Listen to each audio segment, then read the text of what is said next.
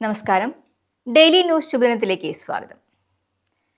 തനിക്ക് ഇഷ്ടമുള്ളത് തിരഞ്ഞെടുക്കാനുള്ള സ്വാതന്ത്ര്യമില്ലാത്ത ഒരാളും താനായിത്തീരില്ല എന്ന് പറയുന്നത് എന്തുകൊണ്ടാണ്? ഇന്നത്തെ ശുഭദിന ചിന്തയിലേക്ക്. ഡെയിലി ന്യൂസ് ശുഭദിനം നിങ്ങൾക്കായി അവതരിപ്പിക്കുന്നത് ജോയ ലൂക്കാസ്. പൊന്നണിഞ്ഞ പ്രഭാതത്തിന്റെ അലകളിൽ നിറയുന്ന പുഞ്ചിരികൾ, അതെ, ഇന്ന് ആഘോഷമാണ്. ജോയ ലൂക്കാസ്, ഓരോ ആഘോഷത്തിന്റെയും ആത്മാവ്. രാജാവിന്റെ പിറന്നാളിനോടനുബന്ധിച്ച് വളരെ വിചിത്രമായൊരു വിളംബരം അദ്ദേഹം നടത്തി. പിറന്നാൾ ദിനത്തിൽ കൊട്ടാരവാതിൽ പ്രജകൾക്കായി തുറന്നിടും.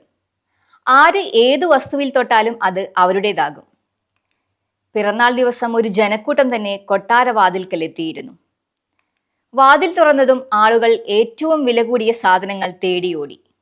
പക്ഷേ ഒരാൾ മാത്രം രാജാവിന്റെ അടുത്തേക്ക് വന്ന് രാജാവിനെ ഒന്ന് തൊട്ടു. അപ്പോൾ മുതൽ ആ രാജാവും രാജ്യവും അയാളുടേതായി. തിരഞ്ഞെടുപ്പുകളാണ് തങ്ങളുടെ ഭാഗധേയം നിർണ്ണയിക്കുന്നത്.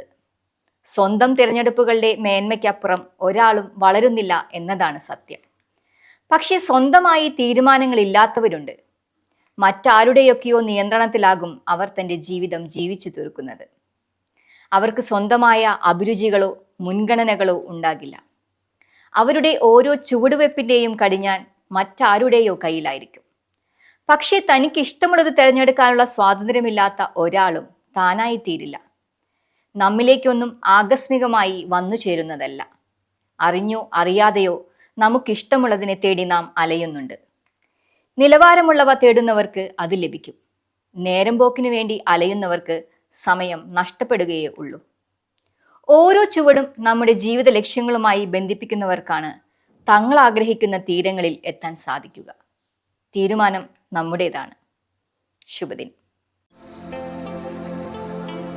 ഡെയിലി ന്യൂസ് ശുഭദിനം നിങ്ങൾക്കായി അവതരിപ്പിക്കുന്നത് ജോയ ലൂക്കാസ്.